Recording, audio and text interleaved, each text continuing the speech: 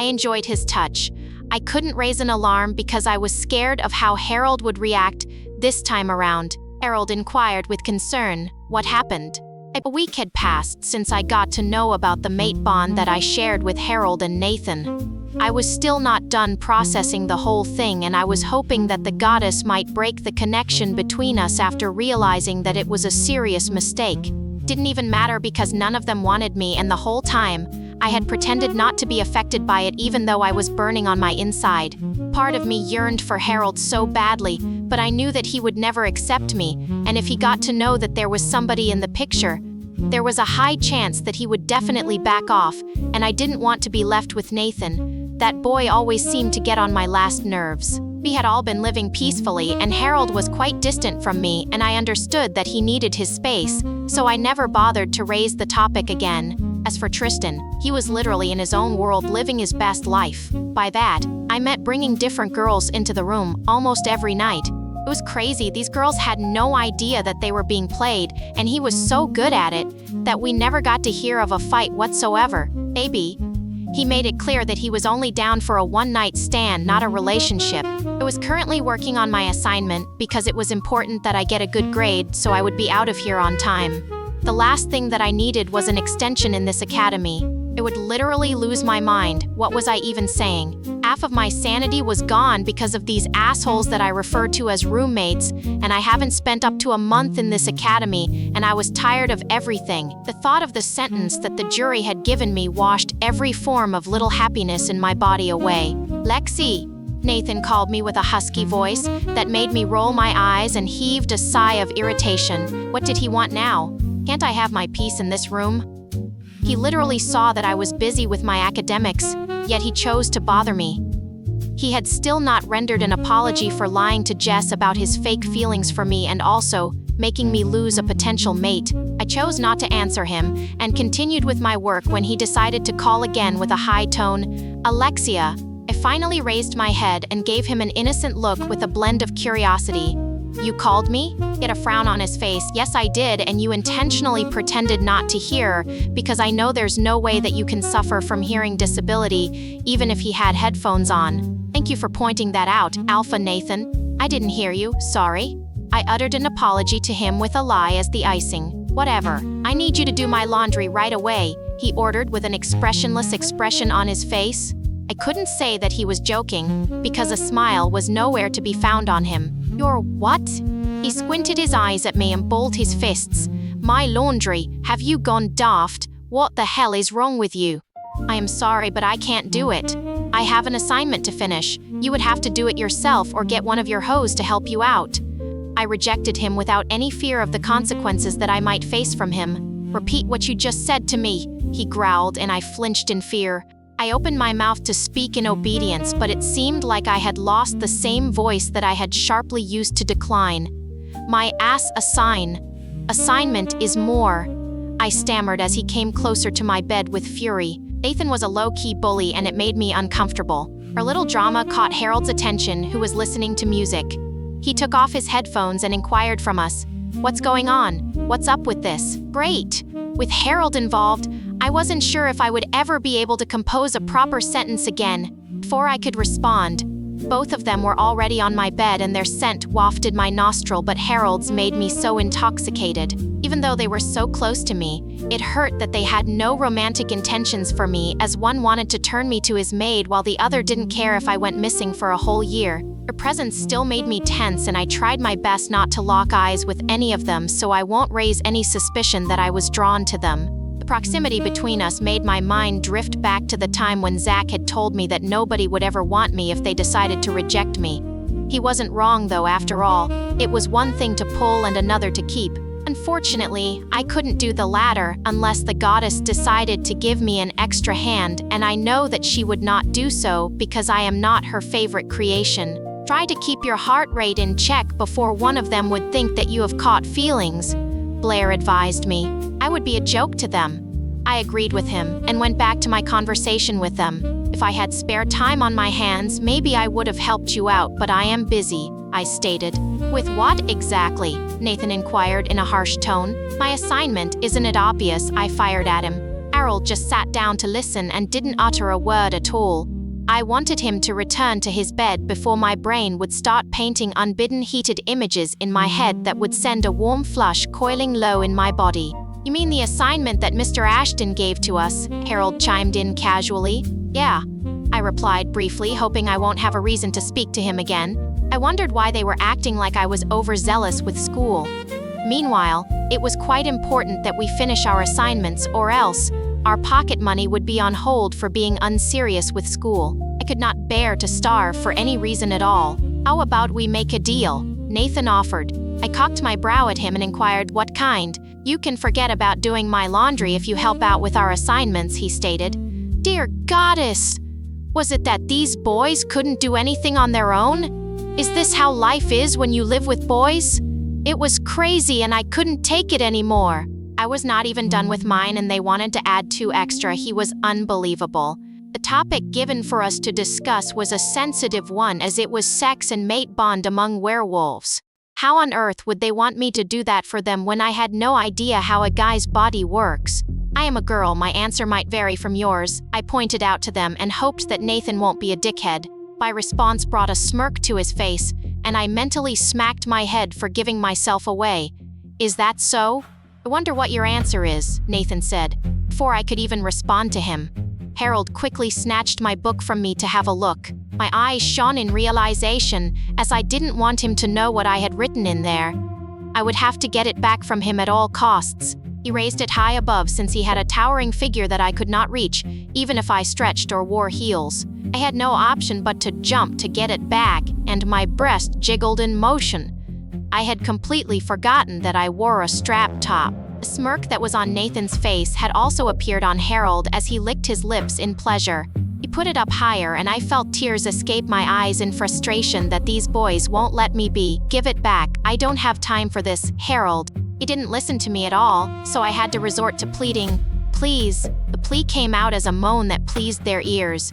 "Stop making such sounds before you stir a restless fire in one of them." My wolf's advice reminded me of the time that Tristan's restless urgency had brushed against me once.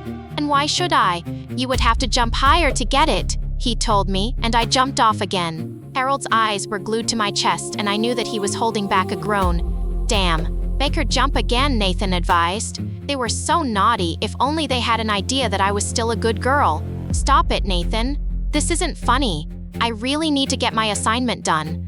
I am tired and need to sleep," I whined, hoping that they would pity me a little. "You would do anything to get it back, right?" Harold asked me in a hoarse tone and a straight face. "Please, let it not be something wild, because they were capable of anything." "Yes, I would," I answered in a rush. "That's a good girl." My shoulders dropped as I released a breath. If he said that one more time, I might just feel a warm, unbidden dampness pool beneath my skirt. "This book will be all yours again if..." He hesitated before completing his statement, and it made me anxious. "What?" "You do something to us," he finally answered. "Wait, what?" "Like what exactly?" "I guess there's only one way to find out if only you can ask them," Blair pointed out. "It better not be what I am thinking." I still stood my ground that I wasn't going to do anybody's assignment or laundry. I knew that I was an Omega and they had every right to control me, but I was not going to submit at all. If I let this slide, they would turn me into their puppet, considering that they had egos as alphas. "Don't assume yet, Alexia. They might have good intentions, who knows?" I was quite sure that she was mainly referring to Nathan, but I was going to act like I didn't hear any of that. "Yeah, right," I scoffed. I just wanted my peace and a space, but it seemed like such was too much to ask in this academy. I folded my arms across my chest and asked him, "And what will that be?" Nathan answered on his behalf with a clear voice. "No need to panic. It's not serious. I promise." I knew that such assurance was a lie from the pit of hell as long as it escaped Nathan's lips. "Can you just tell me already?" I was seriously getting impatient, and he had to give me the answer that I was looking for. "All right, you would have to choose between helping with our assignments or allowing us to see the content of yours." I thought that I had already made it clear that it would be almost impossible to do so, but I guess their ears were really blocked. They would just have to get wax removed from it. On the other hand, there was no way that I could let their eyes see what was in there. They would literally haunt me for years, and I didn't want them to know my sensitive spots. This is a serious case of being stuck between the devil and the deep blue sea, Blair pointed out. Yeah, just like the mate triangle that is going on with us, I alluded. Don't you think it's better to help them out? You know how nasty Nathan can get, talk less of when he becomes aware of the places to touch in order to turn you on. I don't want to even imagine what the cold-hearted Harold would do to you, she suggested. I had to agree with you. All right, fine, I will do your assignments, I announced. Nathan's face turned sour. That's a bummer. I was really hoping to find out the so-called secret in that book. There's nothing to see, I lied. Let me briefly confirm your statement, Harold said, and I was quick to grab it from him. Don't forget about the deal, okay? I had to remind them. Fell back on my bed and grabbed my laptop from my side drawer. They sat side by side with me. Although, Harold gave me a bit of space for reasons best to him, and I kind of appreciated it. To make the work easier for all of us, I will help you type yours out. I don't want our work to seem alike, I stated. He handed his note to me and I started typing his assignment. I couldn't deny that they made me feel under serious pressure, which I didn't like.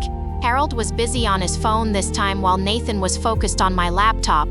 My palms were becoming sweaty when I felt a hand stroking my thigh gently. His touch made me chilly and my breath became shallow.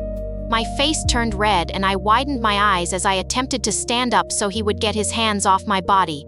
Even though I enjoyed his touch, I couldn't raise an alarm because I was scared of how Harold would react this time around. Harold inquired with concern, "What happened?" I blinked severally and tried to calm myself down while Nathan just pretended like he didn't do anything. Nothing. I thought there was a bug on the bed. His eyebrows raised at the same time as he mouthed, "Oh, don't be a scaredy cat. I am a wolf." I brushed aside his joke. "Please excuse me, I need to use the bathroom and be right back."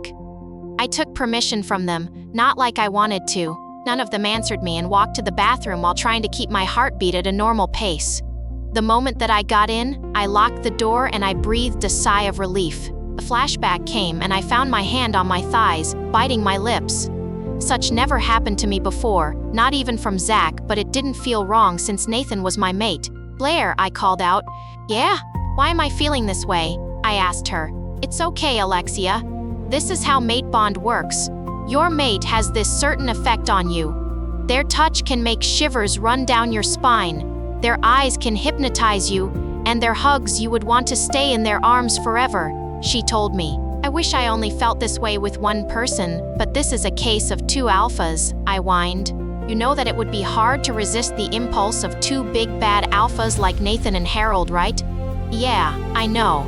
It's so frustrating. I get tense whenever they are around, but I don't think they feel the same way for me. Remember how I got to find out about them and they told me their lack of interest in me on the same day?" I reminded her.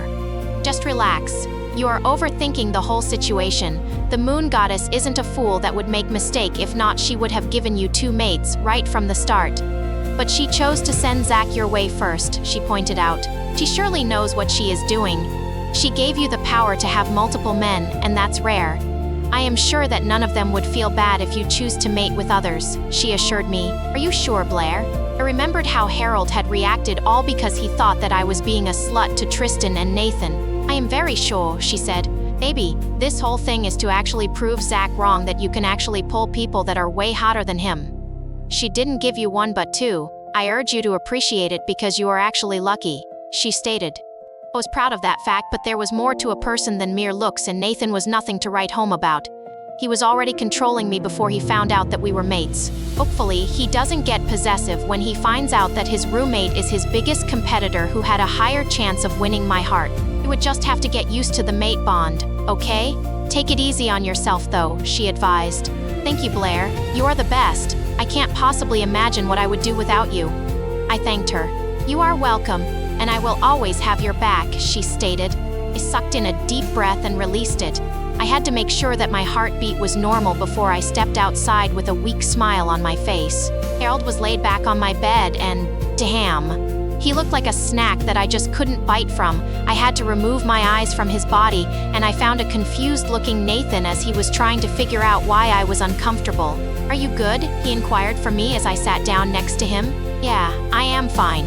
Let's get back to typing. Time is not on our side." I diverted the topic and he didn't push further. "Sure, We returned back to our business, and Harold fell asleep.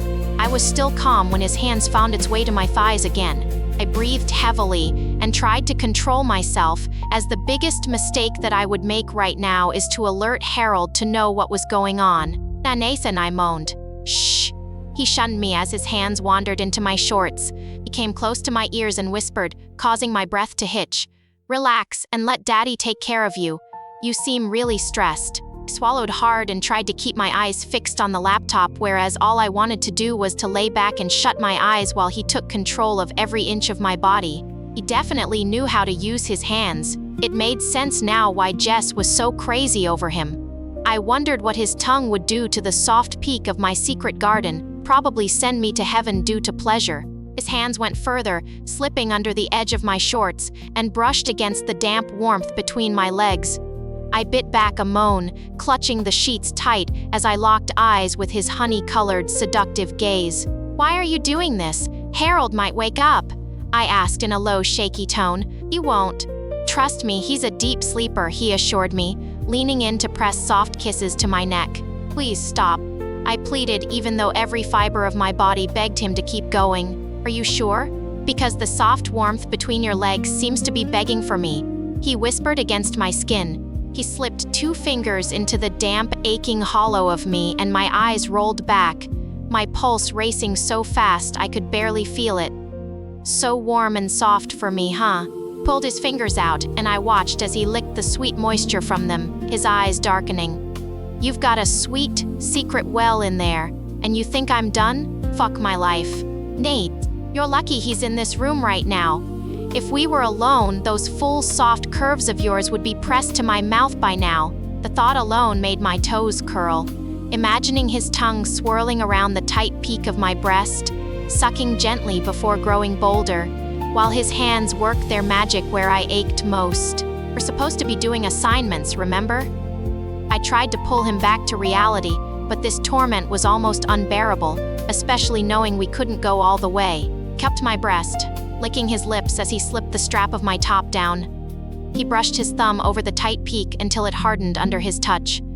"Fuck the assignment. I want you." He had no idea what those words meant to me, but I wasn't going to take him seriously. He was just acting on raw, unbridled desire. "You can't have me now, Nate," I told him. "Then when?" he asked, his gaze fixed on my chest. "Fuck. They're so full," he groaned. I pulled my strap back up, covering myself to snap him out of it. "I don't know. Come on, Mama. Don't act like you haven't been craving my touch," he murmured, his finger brushing slow circles around the soft peak of my secret warmth, making my breath come in ragged gasps. I couldn't risk the chance of getting caught, and I didn't like Nathan either. The thought of that alone infuriated me and had to order him to stop. Maybe he thought that I was Jess or any of his other sluts. I had to inform that he had no right to my body yet until we had both accepted each other instead of pretending to be just roommates. I wondered how both of them could act like they didn't give a fuck about the mate bond. I hated nonchalant boys. I always felt like pressing their neck because of their behavior. Nathan had still not brought up the topic of our mate bond, and from the way that I saw it, this whole thing was heading nowhere because he kept treating me like a fleeting distraction to sate his unbidden urges whenever he pleased, and it was totally unacceptable to me. I just wanted to disappear into thin air since I felt really stupid for letting a guy who had not pronounced acceptance of our mate bond to touch me. If I let this slide, then he would definitely continue without seeing anything wrong in his actions. He needed to be put in his rightful place. I gently moved his hands away from my waistband and tucked strands of my hair behind my ear with my head lowered in shame. The brief, dizzying rush of warmth had made me completely forget that Harold was laying right next to us but in deep sleep. I spared him a glance, ignoring the confused look on Nathan's face. I decided that maybe it was time to tell them the truth, as I could not continue with this dilemma. It was just too much to bear for just one person. I knew that waking him up from sleep would make him furious, but I did not care. I went ahead to tap him gently at first, but when he wasn't responding, I went ahead to call his name. "Harold, I need you to wake up, right now." He groaned. "Harold, wake up," I yelled. His gray eyes suddenly fluttered open, and he furrowed his brows at me in annoyance. What is it? Can I get some rest? Nathan chimed in like it was any of his business. Yeah, why did you have to wake him up? What do you need him for? I decided to ignore him because I might end up yelling at both of them. It's important. Harold gave me a blank stare while waiting for me to hit the nail on the head. Are you done with the assignment because I have no idea what is more important than that? She's not. Alexia, get back to work right now and let him be, Nathan ordered. I clenched my jaw and tried to control my anger. He always had a way of irritating me in form of bossing me around without even getting paid. It's not about the assignment, okay? Then what exactly is it? Speak, I want to hear it, Harold inquired as he sat up and rested his back against my bedstand. We are waiting, Nathan added. I squinted my eyes at both of them before yelling at the top of my lungs. Both of you're the worst. I can't believe that I got this. You both are so mean because why on earth would you derive joy from causing me pains? Harold narrowed his eyes at me and gave me a raised brow as he was oblivious to what was happening. I am lost. Alexia, what happened? Who made you this angry because I am certain that I can't remember doing any wrong to you? Of course, that would be the case. The offender always forgets his or her actions, but it is the person who was offended that the pain would cling onto for years to come. Without any shame, Nathan requested for the same thing. Same here. Enlighten us, please. He was really good at playing the dumb role, and if I didn't know better, I would have believed so. It was a major red flag from his side that I just could not ignore. I heaved a sigh and prepared myself to utter the truth. The earlier that they knew, the better for them. They were my mates, but they still treated me like trash, especially Nathan. Harold seemed to be the type that did not believe in mate bond as he could not be tied to someone who he did not like. If not, he would have accepted me without any hesitation. Harold's frown had turned into a deadly glare, and if I did not speak up on time, he might just lose it. Are you going to speak up or what? We have things to do, remember? Nathan reminded me. I finally opened my mouth to speak, but before words could escape from it, Tristan rushed into the room with excitement. He always had hyper energy, and it made me wonder if he was actually a student since he was never stressed at all. The only thing that he had time for were girls, nothing more, nothing less. Maybe his abrupt presence was a sign to keep the secret for longer, so I did not press further. You guys are missing out. Everybody is outside, and you all seem to be the only ones in the dorm, he announced in high spirits. Harold rubbed his forehead and inquired in a frustrated tone as he cared much about his sleep. What's going on now? There's a fight happening downstairs on the playground between two betas. You all should come see it, he raved before running out of the room, not caring if we showed lack of interest. A part of me wanted to stay back while they all left and finished off my assignment in peace, but at the same time, I did not want to miss out on the drama. Both Harold and Nathan stared at each other, waiting for confirmation while I stayed mute. Are we going to ditch these assignments for a few minutes of a wrestling show? I wasn't expecting Nathan to give a mature response to Harold's question. Hell yeah, I don't want to miss out. Come on, Alexia, let's go. I blinked twice because I was not sure they were referring to me. I don't want to go. Nathan jerked his head towards me and stated, I did not ask. Before I could protest, he gripped my hands tightly and led me out of the room while Harold locked the door. Did he not care that someone else was holding my hand? He seemed so unbothered and it made my heart ache. We met a crowd of people when we got there and they were all cheering for the two betas that were wrestling seriously. I could already spot bruises on their bodies and it made me curious about the reason for the fight. Some Omegas were standing quietly, but I was certainly not going to behave like them because I hardly saw myself as a slave after dating the Alpha King for years. It made me forget about my rank until I was brought back to my rightful place. I had to inquire from Tristan, who was standing next to me with a wide grin on his face as he enjoyed the fight. What is the cause of this? They are fighting over a she-wolf who happens to be a mate to both of them. My heart picked up with speed as soon as my ears caught his words. My lips formed into an "oh." I went back to inspecting my fingernails like it was the most important thing to do, whereas my hands were shaking with fear, and I felt hot on the insides. The drama that was happening was very similar to mine, and my brain did not hesitate to paint a mental image of what could happen if Harold and Nathan found out the truth. I doubted if there would be a reason for a fight because Harold seemed too chill about this mate bond, but I was still not going to take any chances. Some secrets would just have to be taken to the grave. It was not like any of them had plans of accepting me. At fight came to an end and one of the betas named Zayden, who was 6 feet tall with hazel eyes, had to reject his mate in front of everybody with pain in his tone. I could imagine what he was going through and hoped that he would be able to heal with time. Now that the fight is over, Beta Zayden would have the chance to select any Omega of his choice that would serve him until he had fully healed. The principal announced and everywhere became dead silent as they waited for who would be the unfortunate slave to someone who just got his heart broken in the worst way. His eyes wandered around until it finally met mine and my heart jumped with fear. I was silently praying for him to look away because I had so much on my plate to deal with and I just could not afford to add another to it. I suddenly felt a pair of arms snake around my waist and the grip tightened. It was Nathan and it made me wonder what his problem was. Was he scared of losing me? No, it could not be the case as he could get any girl that he wanted in this academy. The boys were still talking about the fight when we got back, and all I wanted to do was to block my ears so I could continue my assignment, but I couldn't deny the fact that their discussion got me intrigued. I was just glad that the beta, after locking eyes with me, did not point me out because that would have been the worst nightmare ever. The she-wolf should have rejected one of them before they started the whole three-way thing, Nathan expressed. Maybe I could find a solution to my problem from this conversation. All I had to do was to listen attentively while pretending to do my work. Harold shrugged and commented, "To be honest, the whole fight was pointless. Fighting over a girl, that's shallow. There are several better things to do with one's time in this life than the whole mate bond shenanigans. Mates are useless to me." He was quite aware that his mate was currently sitting in the same room with him, but he went ahead to say what he liked.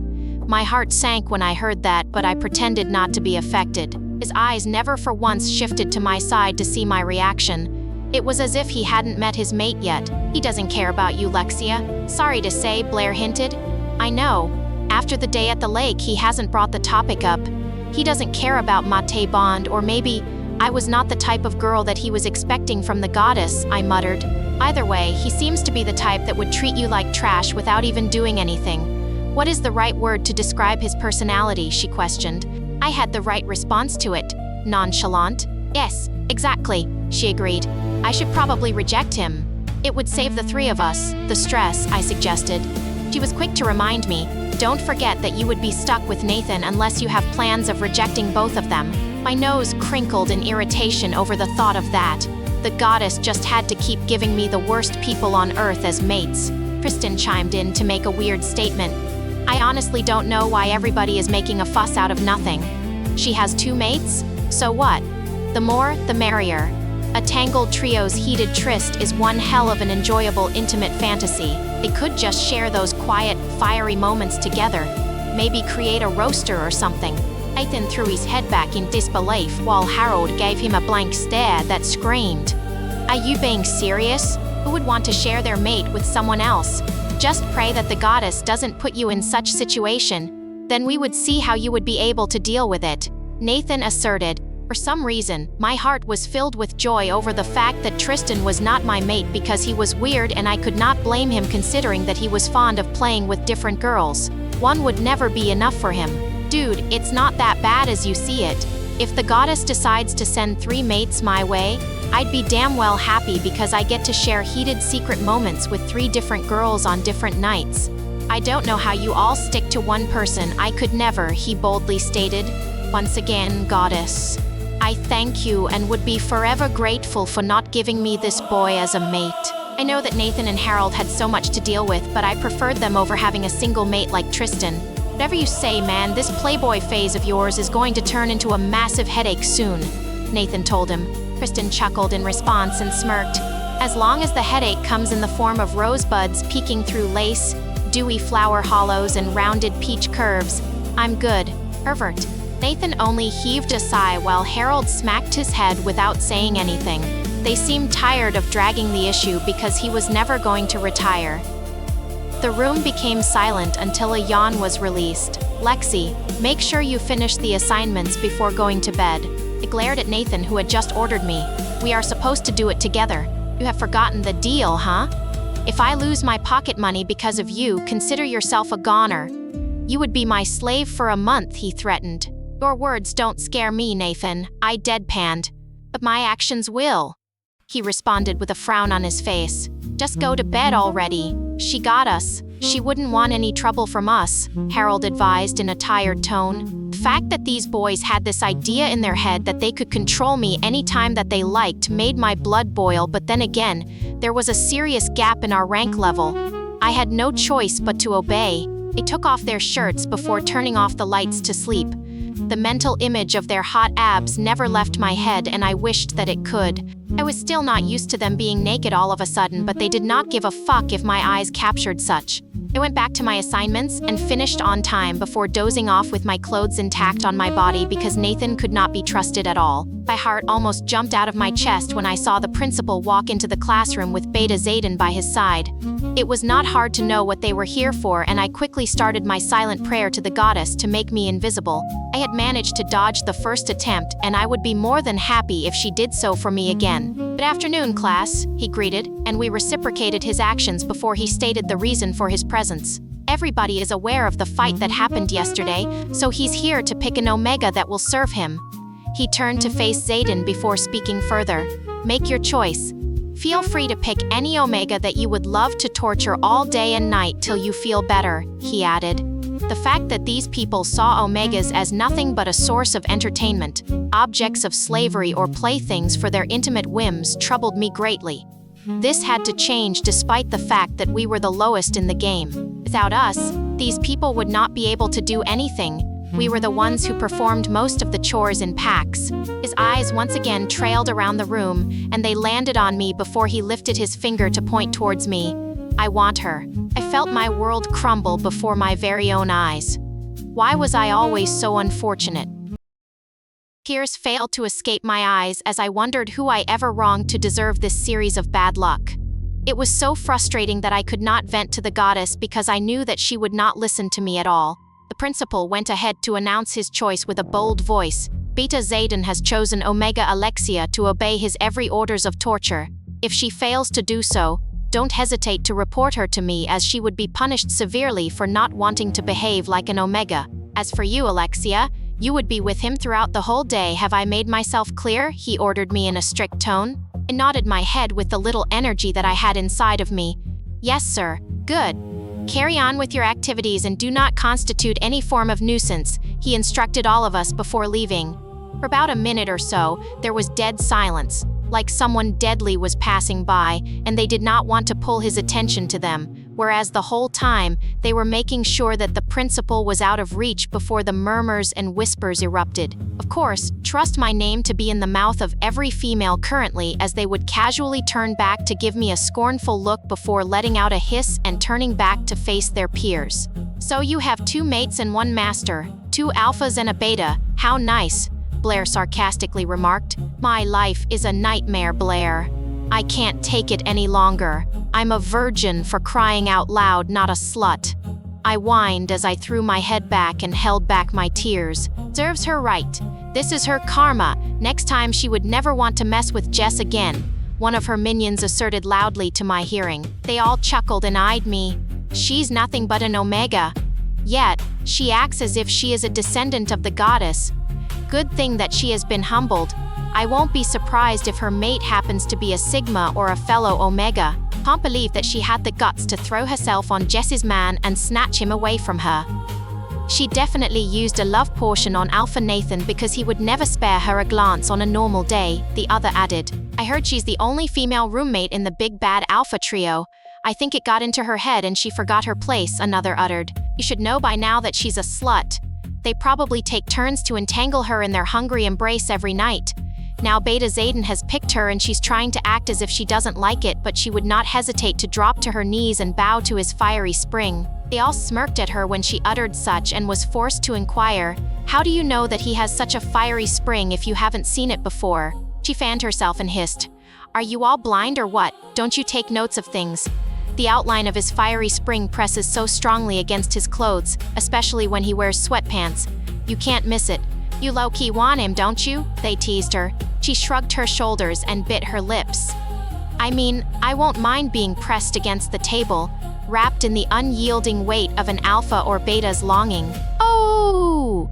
they moaned and giggled. "She shouldn't have pissed Jess off earlier. She's indirectly being punished," one of them pointed out. All of this is happening because Nathan dragged me into it. I fucking hate that boy. I cussed out to my wolf. He really did you dirty because everybody now sees you as some villain, Blair stated. Is that the person you want me to accept? Not possible. He would definitely do something like this in future, and who knows? It might just be a bigger problem that I would not be able to handle, I stated. I was still discussing with my wolf when Jess sauntered towards me with a scowl on her face.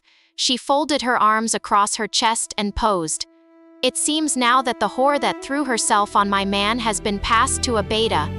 That's such a downgrade, don't you think? I chose to respond to her with nothing but silence because I honestly saw no point in exchanging words with her. It would only lead to another fight, and I was seriously trying to avoid that. I hope that he tortures the living daylight out of you. I can bet that he would definitely do so. He's going to vent all of his anger and frustration on you. I doubt a weakling like you would be able to take it. A shameless whore, that's what you are.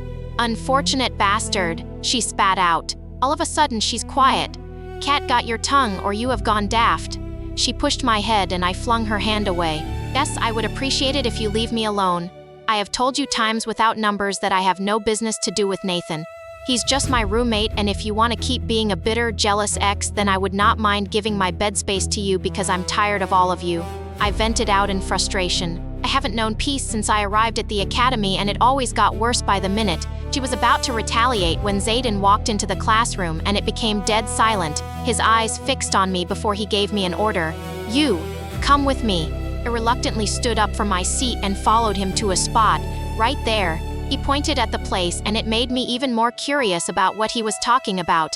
What happened there? He squeezed his eyes shut, and the moment that he opened them, he responded through gritted teeth. That was the exact spot that I caught her cheating on me. All she-wolves are nothing but sluts and bitches. They don't deserve any form of respect at all. I could understand that he was currently going through the second phase of heartbreak, which was anger, but it did not give him the right whatsoever to insult she-wolves. We are all different and they are still good ones out there. He was just unfortunate enough to meet someone like her, but I was not going to try to console him because he might transfer aggression to me. He stared at me with so much disdain, like I was the one who had hurt him. The orders that I got from him made my blood boil. I need you to strip yourself naked and clean my shoes with your bra now. What? Has he lost his mind? Blair inquired, and I knew that I was not the only one who had such nonsense escape his mouth. When he realized that I had not made any attempt to do so, he yelled at me. What exactly are you waiting for? Pull off your clothes. Right now. I blinked my eyes thrice and leaned my head forward. I am sorry, but what sort of a request is that? I could get you a rag or something, but not my bra, and why would I ever strip in front of you when you are not my mate? This is a joke. You had better stop it because it's an expensive one. I am here to make you feel better, but I think your goal is to dehumanize me. He instantly snapped at me. Are you trying to go against my orders? Don't forget that you are an Omega and never in history has such ever happened. If you refuse to do it, I swear to the goddess who made me, I would claim you right here on the playground for everyone to see, and you'd be gasping my name as you beg me to let go of the fire between us. Mental image of that made me cringe badly because I would never be able to fantasize with a guy as badly behaved as Zayden, and I thought that Nathan was awful. I had a burning feeling in my chest, and if I did not tell him what was on my mind, I would surely be restless. Now, I see why your mate ditched you for another. She probably had enough of your psychosis and needed to follow a normal werewolf. The relief that I felt afterwards was unexplainable, but his breathing became heavy as he clenched his jaw and moved closer to me. What did you just say? You heard me right, you psychotic being, I spat out before taking to my heels. He didn't hesitate to sprint after me. I ran as fast as my legs could carry me. The only safe place currently was my dormitory.